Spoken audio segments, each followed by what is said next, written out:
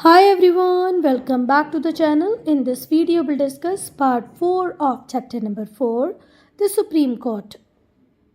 बेटा पार्ट 3 की जो वीडियो थी उसको हमने यहाँ पर ख़त्म किया था. पार्ट 4 हम स्टार्ट करेंगे नेक्स्ट टॉपिक से, jurisdiction and powers of the supreme court. सर्वोच्च न्यायालय की शक्तियाँ, मतलब सुप्रीम कोर्ट की जो शक्तियाँ हैं उनको अब हम डिस्कस करेंगे. साथ ही साथ सुप्रीम कोर्ट के जुरिस्डिक्शन को भी डिस्कस करेंगे. बेटा जुरिस्डिक्शन का मतलब क्या होता है? क्षेत्राधिकार.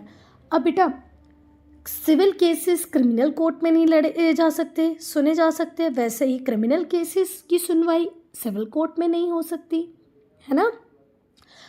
दोनों अलग अलग हैं, तो हर कोर्ट का अपना एरिया होता है. इस टॉपिक के अंदर हम सुप्रीम कोर्ट के जुरिस्डिक्शन को डिस्कस करेंगे. क्लियर है? तो बेटा जो कोर्ट्स होते हैं वो लॉज को एनफोर्स कराने के लिए, मतलब कानून को लागू कराने के लिए और अपने जजमेंट्स को देने के लिए जिस पावर को यूज़ करते हैं, है ना, उसी को हम क्या कहते हैं? जुरिस्डिक्शन. ध्यान से सुनो, जुरिस्डिक्शन क्या है? पावर है जो कोर्ट ऑफ लॉ एक्सरसाइज करता है अपने जजमेंट्स को देने के लिए और कानून को लागू कराने के लिए. जो सुप्रीम कोर्ट है वो प्रोटेक्टर होते हैं और फाइनल इंटरप्रेटर होते हैं कॉन्स्टिट्यूशन के. तो हमारे संविधान की रक्षा करना, हमारे संविधान में जो लिखी हुई बातें हैं उनका मतलब बताना, ये दोनों ही काम किसके हाथों में दिए गए हैं? सुप्रीम कोर्ट के हाथों में दिए गए हैं. ठीक है. अब देखो, कॉन्स्टिट्यूशन बहुत इजी लैंग्वेज में नहीं लिखा गया है. कई बार मैं पढ़ के कुछ और समझूंगी, आप पढ़ के कुछ और समझोगे. इसी में होता क्या है, सेंट्रल गवर्नमेंट और स्टेट गवर्नमेंट के बीच में कन्फ्लिक्ट आते हैं. तो सुप्रीम कोर्ट बीच बचाव करता है, एम्पायर का रोल प्ले करता है और वो बताता है कि कॉन्स्टिट्यूशन में लिखी हुई बातों का एक्चुअल में मतलब क्या है. ठीक है. तो हमारे कॉन्स्टिट्यूशन को प्रोटेक्ट करने की बात हो, उसके फाइनल इंटरप्रिटेशन की बात हो, ये दोनों ही इंटरप्रिटेशन की बात हो, ये दोनों ही पावर जो हैं वो किसके पास है? सुप्रीम कोर्ट के पास है. फाइनली कॉन्स्टिट्यूशन में लिखी हुई बात का क्या मतलब है ये बताने का काम किसका है? सुप्रीम कोर्ट का है. इसके पास ओरिजिनल और अपीलिएट जुरिडिक्शन दोनों ही होते हैं. साथ ही साथ इसके पास एक और क्षेत्राधिकार है जिसे हम कहते हैं एडवाइजरी.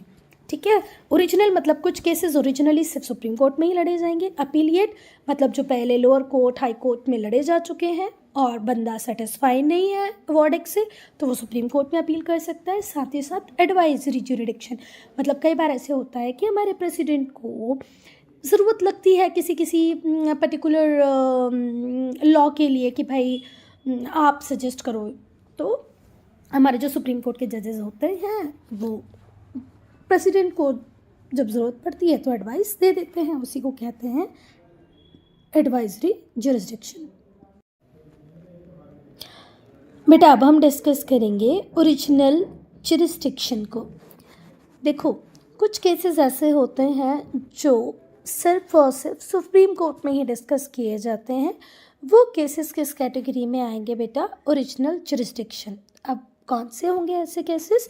अगर कर्नाटका और केरला किसी पर्टिकुलर मैटर को लेकर के कन्फ्लिक्ट में आ जाते हैं, है ना, इन दोनों के बीच में कोई फाइट होती है, कोई डिस्प्यूट हो जाता है, तो इन दोनों स्टेट्स के जो केसेस होंगे आपस में लड़ने के, वो कहाँ पर ही डिस्कस होंगे? सुप्रीम कोर्ट में. अगर कई बार ऐसे भी हमने देखा है कि एक स्टेट की गवर्नमेंट जो है उसकी फ़ाइट चल रही है सेंट्रल गवर्नमेंट के साथ किसी पर्टिकुलर मैटर को लेकर के, तो वो भी किसी स्टेट कोर्ट में नहीं डिस्कस किया जाएगा बेटा, वो भी कहाँ जाएगा? सुप्रीम कोर्ट में. तो अभी आपको समझ में आया ओरिजिनल जुरिडिक्शन क्या होगा? वो केसेस जो सीधे कहाँ ही डिस्कस किए जाएंगे? सुप्रीम कोर्ट में. चलो, तो जो ओरिजिनल जुरिस्डिक्शन होता है उसका मतलब क्या होता है? वो पावर जहाँ पर जो केसेस हैं डिस्प्यूट्स के, उन्हें पहली बार सुना ही या डिटरमाइन ही कहाँ किया जाएगा? सुप्रीम कोर्ट में. क्लियर है? वो केसेस जो किसी दूसरे कोर्ट से मूव करके सुप्रीम कोर्ट नहीं आए होंगे, सीधे सुप्रीम कोर्ट में आए होंगे, ठीक है। बहुत सारे केसेस ऐसे होते हैं जो लोअर कोर्ट से हाई कोर्ट जाते हैं, हाई कोर्ट से सुप्रीम कोर्ट जाते हैं, वो केसेस ओरिजिनल जुरिस्डिक्शन के अंदर नहीं आएंगे। ओरिजिनल जुरिस्डिक्शन को ध्यान से समझो बेटा, वो केसेस जो फर्स्ट इंस्टांस में सुप्रीम कोर्ट में ही लड़े जाएंगे, वो 2 स्टेट्स के हो सकते हैं, 2, 3, 4 स्टेट्स के हो सकते हैं, सेंट्रल वर्सेस स्टेट के हो सकते हैं। क्लियर है? तो आपको ये वाला जो लाइन है वो याद ही कर लेनी है, ये 2 लाइनें, कि ओरिजिनल जुरिस्डिक्शन का मतलब है वो पावर सुप्रीम कोर्ट की, जहाँ पर वो सुनेगा और डिटरमाइन करेगा डिस्प्यूट्स को फर्स्ट इंस्टांस में, वो केसेस जो पहले कहीं और लड़े ही नहीं गए।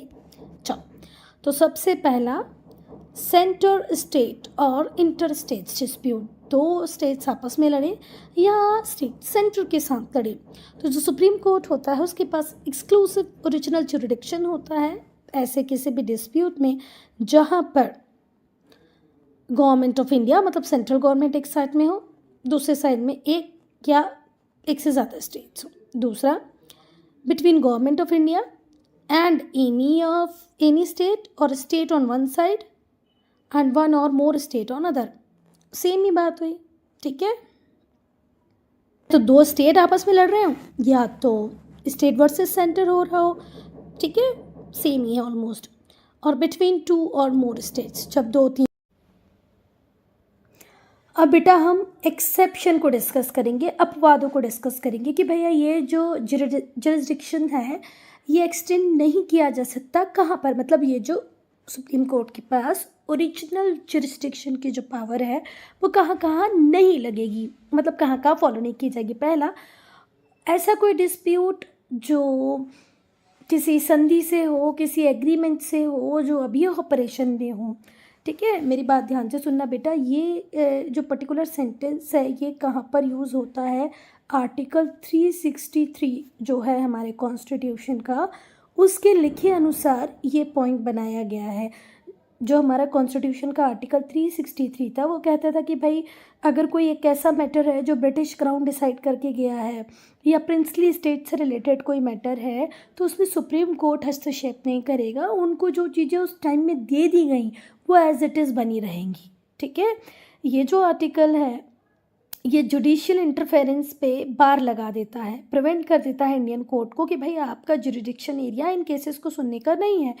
वो सारे डिस्प्यूट्स जो प्री कॉन्स्टिट्यूशन ट्रीटीज़ हैं, मतलब कॉन्स्टिट्यूशन के बनने के पहले के जो ट्रीटीज़ हैं, कोई एग्रीमेंट है, ब्रिटिश क्राउन ने अगर किसी चीज़ को पर्टिकुलर टाइम में प्रॉमिस किया था जो आज तक ऑपरेशन में है, तो ऐसे मैटर्स में सुप्रीम कोर्ट कोई हस्तक्षेप नहीं करेगी। ठीक है, मतलब अभी करेंटली जो ट्रीटी उस टाइम से चल रही थी, अब तक चली आ रही है, एक्सपायर नहीं हुई है, तो सुप्रीम कोर्ट का एरिया नहीं है उसके ऊपर बात करने का, सुप्रीम कोर्ट उस पर बात नहीं करेगा। ठीक है, कि ऐसे कॉन्ट्रैक्ट तो बहुत पहले हो चुके हैं, फॉर्मल न्यूट्रल कॉन्ट्रैक्ट है, अकॉर्ड है जो लीगली बाइंडिंग है पहले से ही, है ना, तो उस पर आप कुछ नहीं कर सकते क्योंकि वो अभी तक ऑपरेशन में है और वो आपके ओरिजिनल जुरिस्डिक्शन एरिया में नहीं आता है।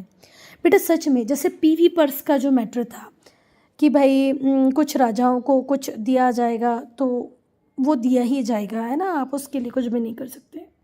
पीवी पर्स में क्या था बेटा, देखो जब हम आज़ाद हुए ना, तो आज़ाद होने के बाद हमें ऐसे लग रहा था कि बहुत सारे जो प्रिंसली स्टेट्स हैं वो हमारे साथ मिले, पाकिस्तान के साथ ना मिले, तो पाकिस्तान भी उन्हें ऑफ़र दे रहा था, हमें भी लगा भाई हमें भी कुछ ऑफ़र देने चाहिए, तो हमने उन्हें बहुत अच्छे अच्छे ल्यूक्रेटिव ऑफ़र्स दिए कि भाई आप हमारे साथ आ जाओ, हम आपको एनुअल पेमेंट करेंगे, आपको मेंटेनेंस अलाउंसेस दे देंगे, उस इनकम को हम टैक्स फ्री रखेंगे, इन सबको हम प्रीवी पर्स कहते हैं। ठीक है, ये ट्रीटी एग्रीमेंट है जो अब तक ऑपरेशन में है, मतलब आपने रूलर्स को अपनी तरफ किया तो आपको कुछ देना पड़ेगा, तो हमने क्या बोला, हम आपको प्रीवी पर्स देंगे। प्रीवी पर्स क्या है बेटा, कि आपको मेंटेनेंस अलाउंसेस दे देंगे, है ना, टैक्स फ्री एनुअल पेमेंट देंगे, तो ऐसा सब कुछ आपने तब प्रॉमिस किया था, तो अब क्या आप उसको बदल सकते हो? बिल्कुल नहीं, तो गलत बात हो जाएगी। बेटा अब हम सेकेंड एक्सेप्शन को डिस्कस करेंगे, तो सेकेंड एक्सेप्शन को डिस्कस करें उसके पहले एक एग्जाम्पल सुनो बेटा। जो कावेरी रिवर है उस रिवर के वाटर को लेकर के 2 स्टेट आपस में लड़ रहे हैं, तमिलनाडु और कर्नाटका। जब मैंने ये टॉपिक स्टार्ट किया था तो आपको बताया था ना कि अगर केरला कर्नाटका कभी लड़ेंगे या कोई भी दो स्टेट कभी भी लड़ेंगे तो फैसला सीधे कौन लेगा, सुप्रीम कोर्ट, यही बताया था मैंने। पर बेटा जब भी वाटर डिस्प्यूट होता है तो सुप्रीम कोर्ट में नहीं जाता वो केस, सच में नहीं जाता है। कावेरी जो वाटर डिस्प्यूट है वो तमिलनाडु और कर्नाटका के बीच में चल रहा है और बहुत टाइम से चल रहा है, पर ये केस कभी भी सुप्रीम कोर्ट में डिस्कस नहीं किया गया। क्यों? क्योंकि यहाँ पर भी एक एक्सेप्शन है। देखो कुछ मैटर्स ऐसे हैं जैसे इंटर स्टेट वाटर डिस्प्यूट्स, ये जो मैटर होते हैं ये फाइनेंस कमीशन को ट्रांसफ़र किए जाते हैं, इनमें सुनवाई सुप्रीम कोर्ट नहीं करता है बेटा। और अगर कभी यूनियन गवर्नमेंट और स्टेट गवर्नमेंट के बीच में पेंशन्स और दूसरे एक्सपेंसेस जो होते हैं उनके एडजस्टमेंट को लेकर के कोई विवाद होगा तो वो भी सुप्रीम कोर्ट में नहीं सुना जाएगा, सुप्रीम कोर्ट उसे भी नहीं सुनेगा बेटा। जब एडजस्टमेंट करना हो सर्टेन एक्सपेंसेस का, पेंशन्स का यूनियन और स्टेट्स के बीच में, तो ऐसे केसेस में अगर कभी कोई डिस्प्यूट आता है तो वो भी सुप्रीम कोर्ट में नहीं सुना जाएगा। क्वेश्चंस आप तीनों ही याद कर लेंगे और जिस लैंग्वेज में यहाँ पर लिखा है वैसे ही। पॉलिटिक्स में बहुत ज़्यादा कोशिश नहीं करो बेटा अपने वर्ड्स में लिखने की, है ना। नेक्स्ट है प्रोटेक्शन ऑफ फंडामेंटल राइट्स। तो बेटा जो हमारे फंडामेंटल राइट्स होते हैं, अगर कहीं पर फंडामेंटल राइट्स का वायलेशन होगा तो भी कोर्ट, सुप्रीम कोर्ट डायरेक्टली यहाँ पर इंटरवीन करेगा क्योंकि ये उसके ओरिजिनल जुरिस्डिक्शन का एरिया है, ठीक है। वो किसी भी इंडिविजुअल को, किसी भी ऑर्गेनाइजेशन को रिट लिख सकता है। What do you mean by writ? Writ एक ऑर्डर होता है टू डू और नॉट टू डू समथिंग, ठीक है। किसी भी ऑर्गेनाइजेशन को, किसी भी इंडिविजुअल को सुप्रीम कोर्ट रिट लिख सकता है। रिट्स क्या है? ऑर्डर टू डू और नॉट टू डू समथिंग, ठीक है। तो फंडामेंटल राइट का जब भी वायलेशन होगा सुप्रीम कोर्ट इंटरवीन करेगा ही करेगा। चलो पढ़ लेते हैं एक बार। जो ओरिजिनल जुरिस्डिक्शन होता है वो उन केसेस तक भी एक्सटेंड होता है जहाँ पर वायलेशन हो रहा होता है फंडामेंटल राइट्स का, किसी भी इंडिविजुअल का। इसमें कोर्ट इशू करती है बहुत सारी रिट्स, ठीक है, कि भाई आपको इन राइट्स को तो एनफोर्स करना ही है। कोई भी इंडिविजुअल अप्रोच कर सकता है सुप्रीम कोर्ट अगर उसे लगता है कि उसके फंडामेंटल राइट्स का वायलेशन हुआ है तो, ठीक है। अगर आप किसी स्कूल कॉलेज में एडमिशन लेने जाते हैं और on the basis of caste, creed वो आपका एडमिशन लेने से मना कर देते हैं तो राइट टू एजुकेशन आपका फंडामेंटल राइट है, आप कोर्ट को अप्रोच कर सकते हैं। ऐसे ही ह्यूमन ट्रैफिकिंग भी वैन है ना। तो ह्यूमन ट्रैफिकिंग से रिलेटेड भी केस अगर कोई हुआ तो सुप्रीम कोर्ट उसमें हस्तक्षेप करेगा, मतलब वो सुप्रीम कोर्ट में जा सकता है। Next, transfer of cases from lower courts. जो आर्टिकल 139A है, ठीक है, जो हमने इंसर्ट किया है as a 44th amendment in 1978 में हमने 44th अमेंडमेंट किया और आर्टिकल 139A को हमारे कॉन्स्टिट्यूशन का पार्ट बनाया, मतलब कॉन्स्टिट्यूशन में इंसर्ट किया। तो यहाँ पर सुप्रीम कोर्ट ट्रांसफ़र करा सकती है अपने पास किसी भी केसेस को। अब वो केस हो सकता है हाई कोर्ट से वो ट्रांसफ़र कराए कि भाई आप लोगों से ना हो पाएगा, आप तो हमें दे दो। ऐसा कब लगेगा सुप्रीम कोर्ट को कि उसे किसी पर्टिकुलर केस को अपने पास बुला लेना चाहिए? जब वो केस बहुत इम्पॉर्टेंट हो।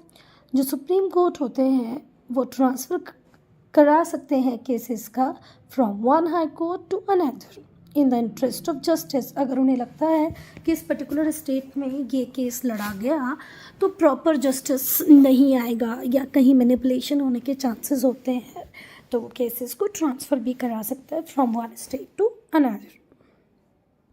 अब हम नेक्स्ट टॉपिक डिस्कस करेंगे, इंटरप्रिटेशन ऑफ कॉन्स्टिट्यूशन। बेटा कॉन्स्टिट्यूशन में लिखी हुई बातों का मतलब बताना ही क्या है? इंटरप्रिटेशन, है ना। या आप ऐसे भी बोल सकते हो व्याख्या करना, है ना। ऑल इन ऑल आप ऐसे ही समझो, मतलब बताना, इंटरप्रिटेशन। जितने भी केसेस हैं जहाँ पर कॉन्स्टिट्यूशन में इंटरप्रिटेशन की ज़रूरत होगी तो वो केसेस भी डायरेक्टली कहाँ पर ही फाइल होंगे? सुप्रीम कोर्ट में, कि भाई कॉन्स्टिट्यूशन में लिखी हुई बात का ये मतलब है या ये मतलब है, ये दोनों चीज़ें कभी आती हैं तो ये कहाँ ही जाएंगी बेटा? सुप्रीम कोर्ट में जाएंगी। कुछ केसेस ऐसे होते हैं जहाँ पर सेंट्रल गवर्नमेंट, स्टेट गवर्नमेंट या किसी पर्टिकुलर पर्सन को ऐसे लगता है कि कॉन्स्टिट्यूशन की लिखी ये बात मुझे ये पावर देती है या ये तो अलाउ करती है, पर हो सकता है जैसे हम समझ रहे हो वैसा ना हो, तो वो फाइनली आपको बताएगा सुप्रीम कोर्ट की आप जो समझ रहे हैं वो सही है कि नहीं है। जो सुप्रीम बेटा, जब सेंट्रल लॉज के जितने भी केंद्रीय कानून हैं उनकी कॉन्स्टिट्यूशनल वैलिडिटी की बात हो कि भाई कॉन्स्टिट्यूशन के अकॉर्डिंग ये सही है कि नहीं है, अगर इनके रिगार्ड में कोई क्वेश्चन है तो उसमें भी एक्सक्लूसिव ज्यूरिडिक्शन पावर किसके पास ही है? सुप्रीम कोर्ट के पास ही है, कि वही डिसाइड करेगा कि भाई ये जो लॉज बनाए जा रहे हैं ये अकॉर्डिंग टू कॉन्स्टिट्यूशन है कि नहीं है, कॉन्स्टिट्यूशनली वैलिड है कि नहीं है। क्लियर है? अब हम पढ़ेंगे अपीलिएट जुरिस्डिक्शन को। तो बेटा अपीलिएट जुरिस्डिक्शन का मतलब ये होता है कि बहुत सारे केसेस ऐसे होते हैं जो लोअर कोर्ट में पहले लड़े गए, डिस्ट्रिक्ट कोर्ट में लड़े गए, ठीक है, फिर वो जो पार्टीज़ थी वो डिसएग्री हुई या सेटिस्फाई नहीं हुई डिस्ट्रिक्ट कोर्ट के वर्डिक्ट से, तो फिर उन्होंने हाई कोर्ट में अपील किया। कई बार हाई कोर्ट से भी वो सेटिस्फाई नहीं होती हैं तो सुप्रीम कोर्ट जाती हैं। तो यहाँ पर अपील के थ्रू केसेस आ रहे हैं ना लोअर कोर्ट से हाई कोर्ट की तरफ, तो इन्हें कहेंगे हम अपीलिएट जुरिस्डिक्शन। तो अपीलिएट जुरिस्डिक्शन का मतलब होता है सुप्रीम कोर्ट की वो पावर जहाँ पर हमने हमारे सिटीजन्स को पावर दी है कि वो अपील कर सकते हैं against the judgements of lower courts. ठीक है, पर रीड भी कर देती हूँ, आप लोग वैसे भी ध्यान से समझ जाओ कि अपीलिएट जुरिस्डिक्शन का मतलब है वो पावर, वो शक्ति जहाँ पर हमने स्पेशल लीव दी है हर पार्टी को कि वो अपील कर सके किसके अगेंस्ट में? Judgment of any of the court of India. अगर कोई कोर्ट है उसने जजमेंट दे दिया है, आप उससे सेटिस्फाई नहीं हैं तो आप अपील कर सकते हैं। ये अधिकार भी आपको ग्रांट किया है किसने? हमारे कॉन्स्टिट्यूशन में लिखा हुआ है, और आप आगे की तरफ जा सकते हैं, फर्दर कोर्ट्स में अप्लाई कर सकते हैं। इसीलिए हम सुप्रीम कोर्ट को क्या भी कहते हैं? कोर्ट ऑफ अपील, जिसका मतलब ये है कि कोर्ट डिसीजंस को चेंज कर सकता है। कई बार जो सज़ा लोअर कोर्ट ने दी है उसे रिड्यूस भी कर सकता है और कई केसेस में उसे बढ़ा भी सकता है। क्लियर है? तो सुप्रीम कोर्ट को आप कोर्ट ऑफ अपील भी कह सकते हैं। क्यों कह सकते हैं भाई? क्योंकि यहाँ पर जो लोअर कोर्ट्स में लिए गए फैसले हैं उन्हें चेंज भी किया जा सकता है। कई बार जो सज़ा सुनाई गई उसे कम भी किया जा सकता है। ठीक है, लोअर कोर्ट ने जो सज़ा सुनाई उसे कम भी कर देते हैं सुप्रीम कोर्ट। जो सुप्रीम कोर्ट है वो फाइनल कोर्ट ऑफ अपील है। सुप्रीम कोर्ट से ऊपर तो हमारे इंडिया में कोई कोर्ट ही नहीं है। तो अगर आप लोअर कोर्ट से हाई कोर्ट में गए तो हाई कोर्ट के बाद आपके पास एक ऑप्शन बचता है सुप्रीम कोर्ट का। सुप्रीम कोर्ट का जो वर्डिक्ट होगा वो फाइनल होगा, क्योंकि फाइनल कोर्ट ऑफ अपील है। ठीक है, हाई कोर्ट ने कोई ऑर्डर दिया, उसके जजमेंट के अगेंस्ट में आप अपील कर सकते हैं सुप्रीम कोर्ट में। जो अपीलिएट जुरिस्डिक्शन है वो एक्सटेंड करता है कॉन्स्टिट्यूशनल, सिविल, क्रिमिनल केसेस के ऊपर। कोई सिविल केस है तो वो भी आप अपील कर सकते हैं, सिविल केसेस के मैटर में भी अपील कर सकते हैं और कॉन्स्टिट्यूशनल मैटर्स में भी आप अपील कर सकते हैं। बेटा अब हम सबसे पहले डिस्कस करेंगे कॉन्स्टिट्यूशनल केसेस को। तो बेटा वो सारे मैटर भले ही उनका नेचर कोई भी हो, जहाँ पर हाई कोर्ट सर्टिफिकेट इशू कर देता है कि भाई ये जो पर्टिकुलर मैटर है इसमें कॉन्स्टिट्यूशन के इंटरप्रिटेशन की ज़रूरत है। ठीक है, that it involves an important point of law, है ना, इम्पॉर्टेंट पॉइंट है वो लॉ का, और वहाँ पर हमें कॉन्स्टिट्यूशन के इंटरप्रिटेशन की भी ज़रूरत है।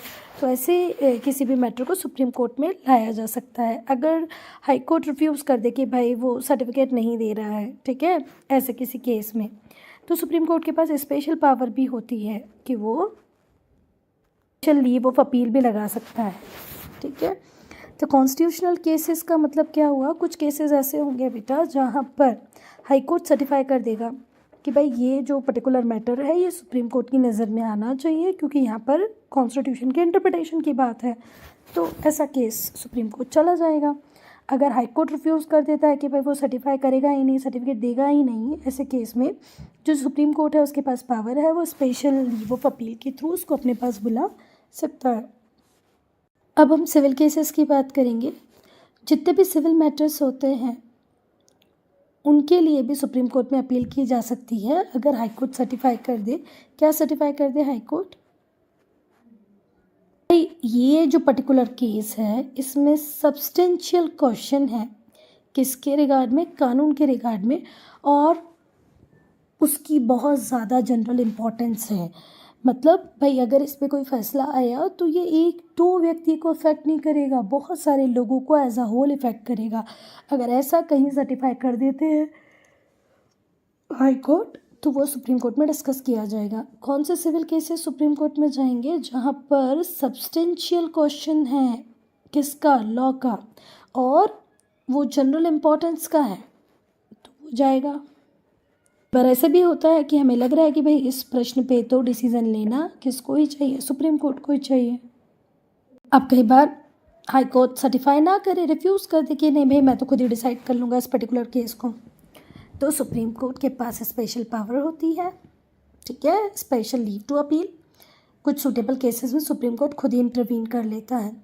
क्रिमिनल केसेस की बात करें तो 2 टाइप ऑफ अपील्स होती है क्रिमिनल केसेस में सुप्रीम कोर्ट के पास आएंगी। पहला वो केसेस जो बिना हाई कोर्ट के सर्टिफिकेट के आए हैं, और कुछ केसेस ऐसे होते हैं जो हाई कोर्ट के सर्टिफिकेट के बाद आए हैं।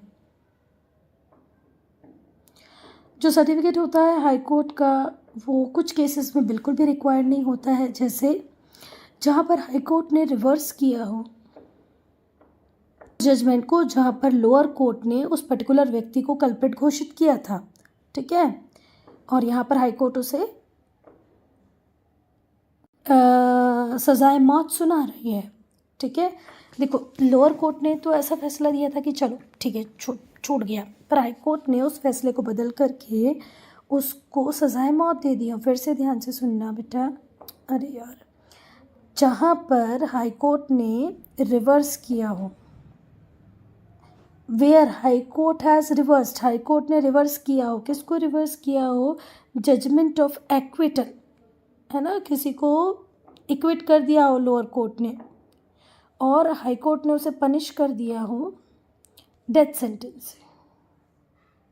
जो वर्ड है ना बेटा एक्विटल, इसका मीनिंग होता है दोष मुक्ति। मतलब लोअर कोर्ट ने तो बोल दिया था कि भाई इसकी कोई गलती नहीं है, पर हाई कोर्ट ने पूरी तरह फैसला रिवर्स करके उसको फांसी की सज़ा सुना दी हो, तो ऐसे केसेस को सुप्रीम कोर्ट अपने पास बुला सकता है।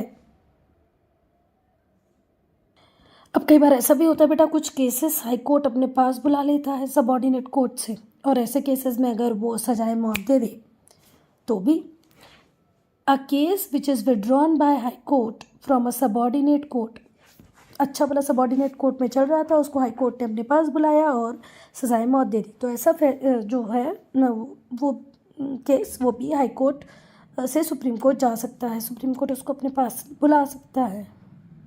फिर बेटा और वो सारे क्रिमिनल केसेस भी हाई कोर्ट से सुप्रीम कोर्ट जा सकते हैं, जहाँ पर हाई कोर्ट जो है वो सर्टिफाई कर दे कि भाई इस पर्टिकुलर केस में सब्सटेंशियल पॉइंट ऑफ लॉ है, कॉन्स्टिट्यूशन के इंटरप्रिटेशन की ज़रूरत है ना, इसीलिए इसे सुप्रीम कोर्ट में जाना ही चाहिए। अब हम एडवाइजरी जुरिस्डिक्शन को पढ़ेंगे। तो जो सुप्रीम कोर्ट है उसके पास एडवाइजरी जुरिस्डिक्शन पावर भी है, वो अपने ओपिनियन को दे सकता है किसी भी क्वेश्चन पर जो कानून से जुड़ा हुआ हो, पब्लिक इम्पोर्टेंस से जुड़ा हुआ हो, ठीक है। और जब प्रेसिडेंट चाहें कि भाई उन्हें कहीं ना कहीं एक अलग पॉइंट ऑफ व्यू की रिक्वायरमेंट है इस पर्टिकुलर कानून को लेकर के, तो वो सुप्रीम कोर्ट से बात कर सकता है, सुप्रीम कोर्ट अपना पॉइंट ऑफ व्यू उनके सामने रख देगा। जब इंडिया के प्रेसिडेंट कंसिडरेशन के लिए भेजेंगे सुप्रीम कोर्ट के पास कि भाई देखो इस मैटर में पब्लिक इम्पोर्टेंस की बात है, लॉ का सवाल है, प्लीज़ आप देख लो, तो बिल्कुल देखेंगे हमारे जजेस, ठीक है। चलो, जो सुप्रीम कोर्ट होते हैं वो अपने ओपिनियन को 2 तरीके से एक्सप्रेस कर सकते हैं। पहला कि भाई कोई क्वेश्चन ऐसा हो जो कानून से जुड़ा हुआ हो, ठीक है, उसे सुप्रीम कोर्ट में ला सकते हैं कौन? प्रेसिडेंट, ठीक है। जब प्रेसिडेंट को ये लगे कि भाई ये जो प्रश्न है ये तो पब्लिक इम्पोर्टेंस का है और यहाँ पे बहुत ज़रूरी हो जाता है सुप्रीम कोर्ट के ओपिनियन को लेना, ठीक है, तो वो सुप्रीम कोर्ट में बात कर सकते हैं, सुप्रीम कोर्ट के जजेस को बोल सकते हैं कि भाई मुझे बताओ क्या करना चाहिए। Such opinion of the supreme Court is advisory. और यहाँ पर जब सुप्रीम कोर्ट अपना ओपिनियन दे रहा है तो वो लगभग एक एडवाइस ही दे रहा है। अब गवर्नमेंट के ऊपर इसकी कोई बाइंडिंग नहीं है। गवर्नमेंट चाहे तो सुप्रीम कोर्ट की बात माने, ना चाहे तो ना माने। मतलब भाई एडवाइस मांगी हमने आपसे, हमने ये नहीं बोला कि आप जो बोलोगे हम वो करेंगे। आपने एडवाइस दे दी, सुप्रीम कोर्ट ने मानना होगा तो मानेगा, नहीं तो नहीं मानेगा। तो ऐसी एडवाइस गवर्नमेंट ऑफ इंडिया को बाइंड नहीं करती, nor is it executable as judgment of the supreme court. और ना ही तो ऐसी सलाह को हम जजमेंट मानते हैं, बिल्कुल नहीं। हाँ भाई, प्रेसिडेंट को लगा, उसने जज से बात कर ली, दैट्स इट। अब बेटा ऐसा कोई जजमेंट हो जो पहले, बहुत पहले, प्री कॉन्स्टिट्यूशन एरा में ही दे दिया गया हो, कोई ऐसी संधि हो, कोई ऐसा एग्रीमेंट हो जो कॉन्स्टिट्यूशन बनने के पहले ही साइन हो चुका हो। Disputes arising out of pre constitution treaty, मतलब वो संधियाँ जो संविधान बनने के पहले ही साइन कर ली गई थी, वो एग्रीमेंट जो संविधान मतलब कॉन्स्टिट्यूशन बनने के पहले ही साइन हो चुके थे, अगर उनसे रिलेटेड कोई डिस्प्यूट्स हैं तो वो ओरिजिनल जुरिस्डिक्शन से एक्सक्लूड किया गया है अंडर आर्टिकल 131।